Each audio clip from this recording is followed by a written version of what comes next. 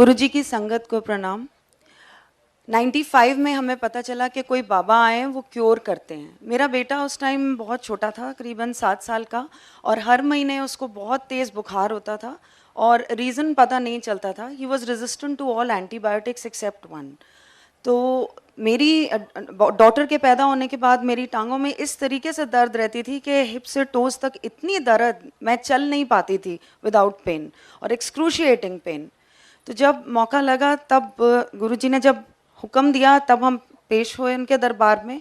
और उस दिन गुरुजी ने बोला कि मेरे साथ कहीं चलो। वहाँ कहीं भक्त के घर वो गए और उन्होंने दरवाज़ा वहाँ बंद कर दिया।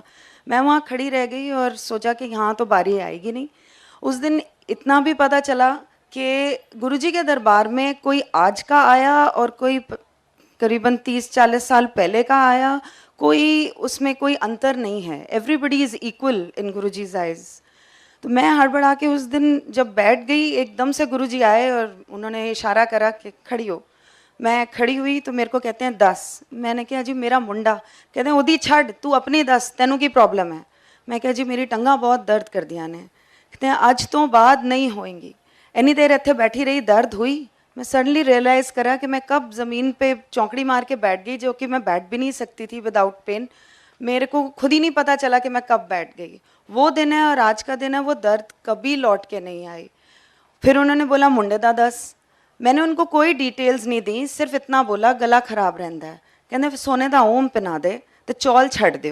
मैं क्या गुरु जी जॉइंट फैमिली है। अच्छा फिर तू, तेरा घर वाला, तेरे दोनों बच्चे उम्र भर चौल या चौर कोई बनी कोई चीज़ ना खाओगे ना वरतोगे।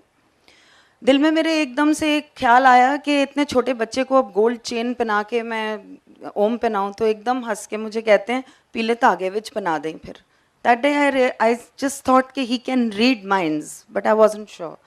आई went to thank him in Jalandhar. तो वहाँ पे उन्होंने हुक्म दिया कि रात को वापस दिल्ली नहीं जाना, अपनी बहन के घर जाओ लुधियाना, वहाँ पे रहो और कल फिर आओ।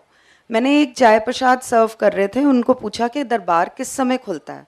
उन्होंने बोला दरबार तो 10 बजे खोल देते हैं सुबह, गुरुजी अपनी सीट पे 11 बजे आते हैं। अगले दिन हम 11 बजे पहुँचे। वहाँ कोई नहीं था मंदिर में।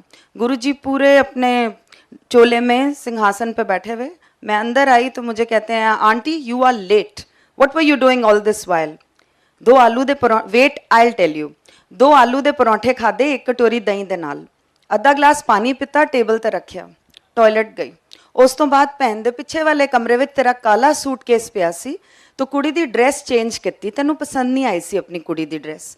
ਫਿਰ ਤੂੰ ਸਾਰੇ ਕਮਰਿਆਂ ਵਿੱਚ ਜਾ ਕੇ ਸਭ ਨੂੰ ਕਲੈਕਟ ਕੀਤਾ, ਟੇਬਲ ਤੇ ਜੋ ਅੱਧਾ ਗਲਾਸ ਛੱਡਿਆ ਸੀ ਉਹ ਪਾਣੀ ਪੀਤਾ, ਫਿਰ ਟਾਇਲਟ ਗਈ। ਉਸ ਤੋਂ ਬਾਅਦ ਗੱਡੀ ਵਿੱਚ ਬਹਿ ਕੇ ਪੂਰਾ 1 ਘੰਟਾ ਲੇਟ ਆ ਰਹੀ ਹੈ। ਗੁਰੂਆਂ ਨੂੰ ਵੇਟ ਨਹੀਂ ਕਰਾਈਦਾ।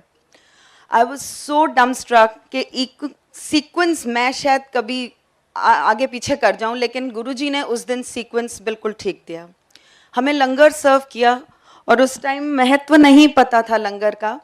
इतनी सारी रोटियां थी, so I was very very thin that time. I use to have 1 roti. I picked up all the rotis and I said excuse me but I have only 1।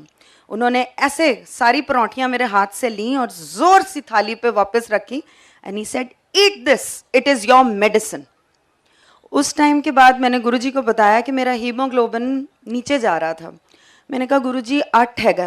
कहते 8 नहीं 6 है। कोई ना फिक्र ना कर, 12 हो जाओ। मैं मुड़ी और मेरी पीठ पे जोर से उन्होंने एक ठाकी मारी। 1 महीने बाद मैंने चेक कराया, इट वॉज 11.6। इससे पहले मेरी लाइफ में इतना कभी नहीं हुआ था हीमोग्लोबिन।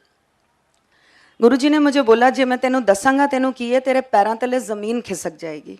मैं क्या गुरुजी मैनू कुछ ना दसना, मैनू कुछ पता करन दी लोड़ नहीं, मैनू पता है तुसी सब कुछ ठीक कर सकते हो, मैनू बस क्योर कर देना। मेरे को 5 साल गुरुजी ने 9 दर्शन का हुक्म दिया। संगत का महत्व भी उन्होंने बताया। मेरे हस्बैंड ने उनसे पूछा कि गुरुजी आप बार बार ये क्यों बोलते हो कि तू खड़ के सुना, मैं तेरे वास्ते की कल्याण किया है। उस टाइम हम नए थे तो ये थोड़ी सी हिम्मत पता नहीं कहाँ से आ गई। ही सेड जब एक जना बोलता है दूसरा जना सुनता है। मैं कोई प्रवचन नहीं करता, मेरे ब्लैसिंग देने दे बड़े तरीके ने।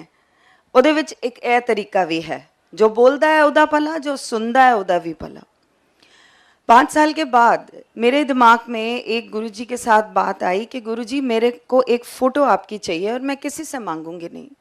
गुरुजी के बारे में कभी भी मीडिया में देना अलाउड नहीं है, चाहे वो न्यूज़पेपर हो चाहे वो टेलीविज़न हो। एक मैगज़ीन में गुरुजी की फ़ोटो आई जो कि बाद में उन्होंने बताया मैं कीचड़ च उतर गया। वो फोटोग्राफ मैंने बिना किसी को बताए एक अपने बेड साइड ड्रॉर में रख ली।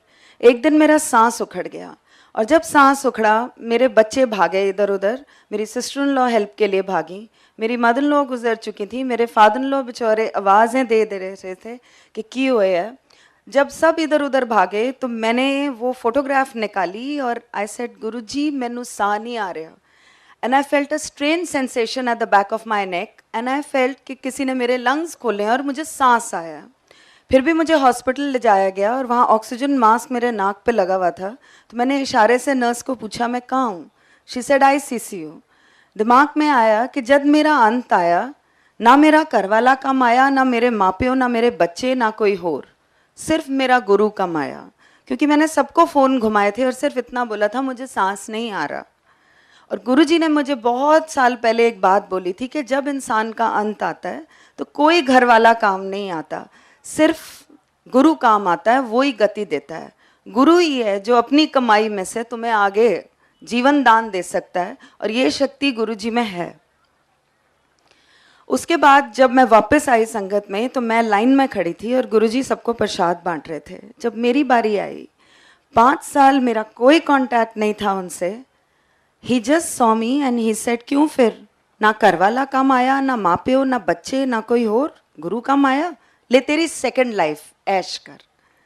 Going back to many years back, मैं ज़मीन पे ऐसे ही बैठी थी तो गुरुजी ने मेरे को बोला तेनू मना किता सी कि स्कूल विच तू जॉब लेती है, तेनू मना किता सी पढ़ाना नहीं है, तू अपना स्कूल खोलेंगी।